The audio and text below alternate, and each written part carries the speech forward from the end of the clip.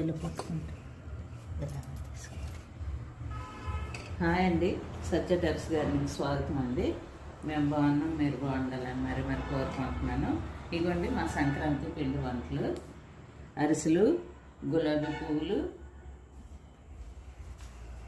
పువ్వులు, అరిసెలు, జంతికలు చేసామండి. ఇదిగోండి ఈ రెసిపీ తయారీ విధానం కూడా చూపిస్తాను, చూడండి. ఇదిగోండి అరిసెలు చూసారా, చాలా బాగా వచ్చాయండి. పాకం చాలా కరెక్ట్గా కుదిరింది. సూపర్, చాలా బాగున్నాయి. ఇవ్వండి, నేను వీటి కొలతలు కూడా చెప్తాను, లాంగ్ వీడియో చూడండి తర్వాత.